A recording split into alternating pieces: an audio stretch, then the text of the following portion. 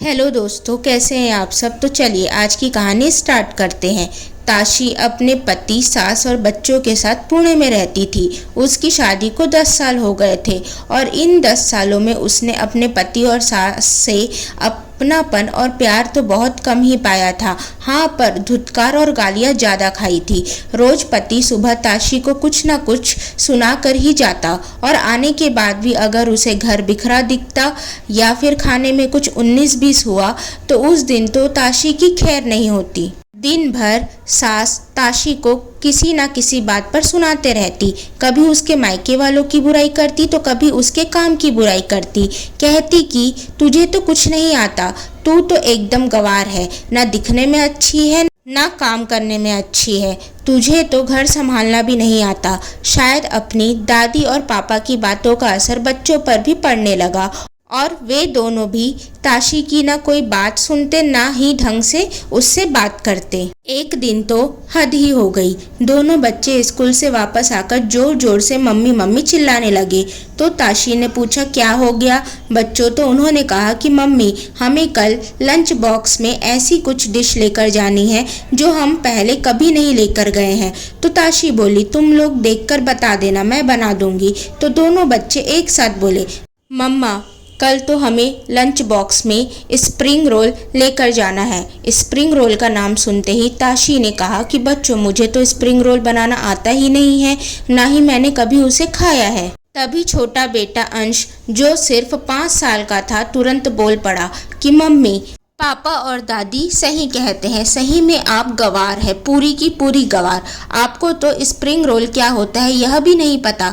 अपने बच्चों के मुंह से ऐसी बातें सुनकर ताशी टूट सी गई। उस दिन उसका किसी काम में भी मन नहीं लगा और रात भर बस करवटें बदलती रही और सोचती रही कि सास और पति की तो बात ही छोड़ो, पर अब तो मेरे बच्चों के भी नज़रों में मेरी कोई अहमियत ही नहीं है।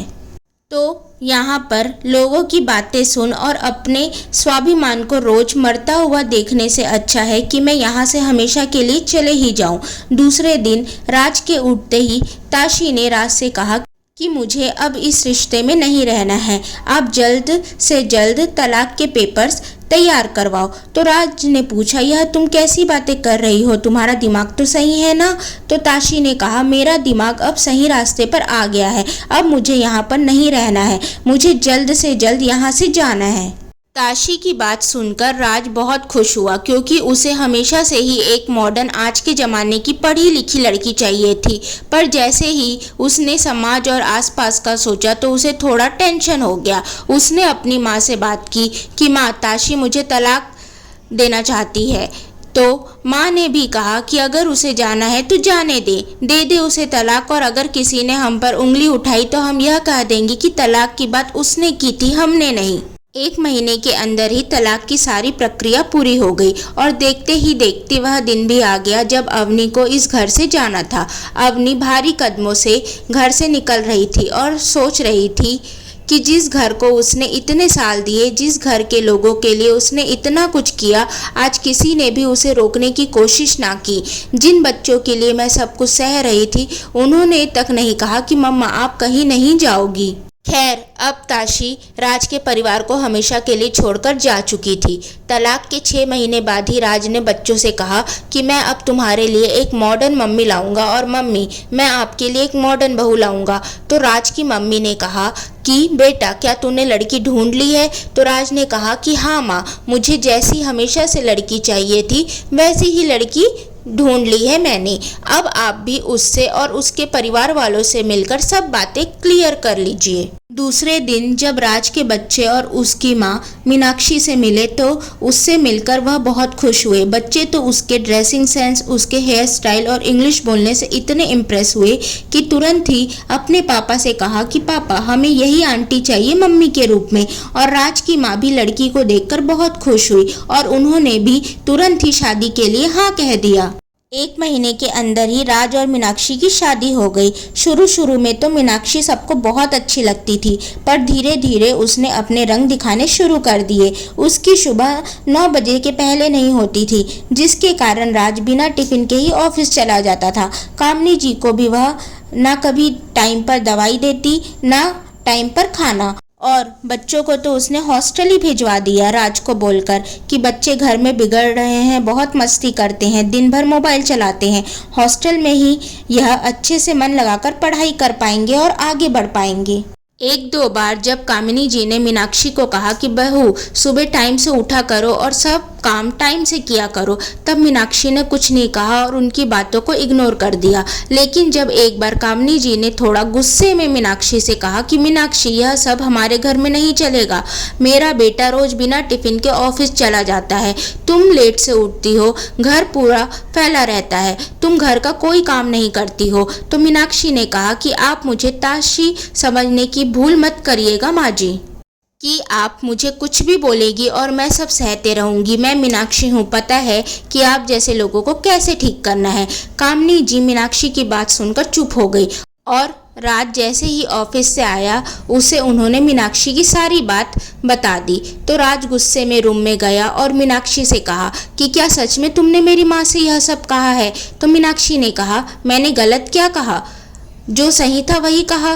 तो राज ने कहा कि तुम इस घर की बहू हो तो तुम्हें इस घर के काम करने ही पड़ेंगे और तुम्हें हमारे हिसाब से चलना पड़ेगा, नहीं तो तुम्हारे लिए अच्छा नहीं होगा।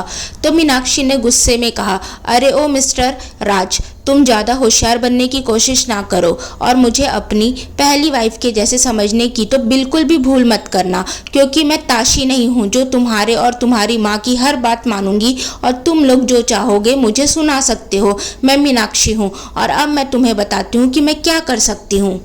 तुम्हें क्या लगता है मैंने 2 बच्चों के बाप से शादी क्यों की है? मुझे 40 लाख रुपए चाहिए, नहीं तो मैं तुम पर और तुम्हारी माँ पर घरेलू हिंसा और दहेज का केस करवा दूंगी।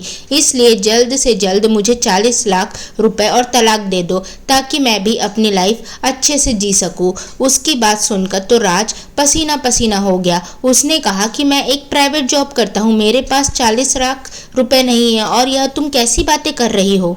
तो मीनाक्षी ने कहा क्यों तुम्हारे पास गांव में जमीन नहीं है जिसकी कीमत तुमने तो मुझे 40 लाख बताई थी? तो अब उसे बेचो और उसका पैसा मुझे दो।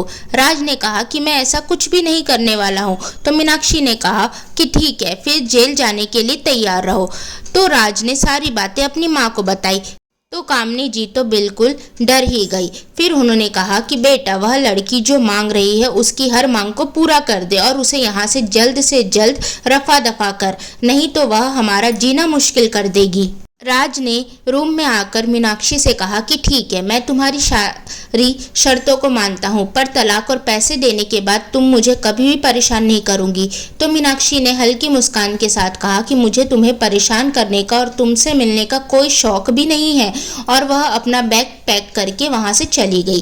थोड़े दिन के बाद जमीन बेचकर और तलाक के कागज बनवाकर राज मीनाक्षी के घर गया और पेपर्स पर साइन करवा लिए। अब राज शादी के बंधन से पूरी तरह से आजाद हो चुका था। धीरे धीरे अब समय बीतने लगा। इधर कामिनी जी की भी उम्र हो रही थी, उनसे घर का काम नहीं होता था, फिर भी वह कैसे भी काम करती थी क्योंकि घर पर बच्चे नहीं थे तो उन्हें सिर्फ अपना और राज का ही काम करना पड़ता था। फिर भी 2 लोगों का काम करे या 4 लोगों का काम करे, काम तो होता ही है ना। उन्हें रह रहकर ताशी की याद आती कि कैसे इतना सुनने के बाद भी ना वह कभी पलटकर जवाब देती, ना ही किसी काम को करने के लिए ना नुकुर करती, बल्कि हर काम टाइम पर करती और घर भी कितना जमा कर रखती थी वो। एक दिन कामिनी जी ने राज से कहा कि बेटा जा ताशी बहू को वापस घर ले आ, उसके बिना यह घर और तेरा जीवन दोनों ही अधूरा है। तो राज ने कहा हाँ माँ, आप सही कह रही हो, उसके बिना सब अधूरा है। हमने उसे बहुत दुख दिया, अब उसके पैरों में गिरकर अगर उससे माफ़ी भी मांगनी पड़े तो मैं उससे माफ़ी मांगूंगा, पर उसे घर पर जरूर लेकर आऊँगा, आखिर वह इस घर की लक्ष्मी जो है। दूसरे ही दिन राज ताशी के मायके पहुंच गया, पर वहां जाकर उसने देखा कि ताशी के घर पर तो ताला लगा है। तो ताशी के घर के पीछे ताशी के मामा जी का घर था, तो वह वहां जाकर ताशी और उसके परिवार के बारे में पूछने लगा। तो उन्होंने कहा कि बेटा राज, ताशी की तो शादी हो चुकी है, अब वह एक बहुत ही इज्जतदार और अमीर परिवार की बहू है और वह बहुत खुश भी है वहां पर। चूँकि उसके मम्मी पापा यहाँ पर अकेले रह रहे थे, इसलिए उसने अपने ससुराल के पास ही एक घर खरीद लिया अपने माँ पापा के लिए, ताकि वह उनका भी ध्यान रख सके। मामा जी की बात सुनकर तो राज के तो जैसे होश ही उड़ गए। अब उसके पास पछताने के अलावा कुछ नहीं बचा था। सो दोस्तों, अगर आपको यह कहानी पसंद आए तो प्लीज़ इस कहानी को लाइक करें, शेयर करें एंड चैनल को सब्सक्राइब करें। Thank you and thank you for watching. Thank you.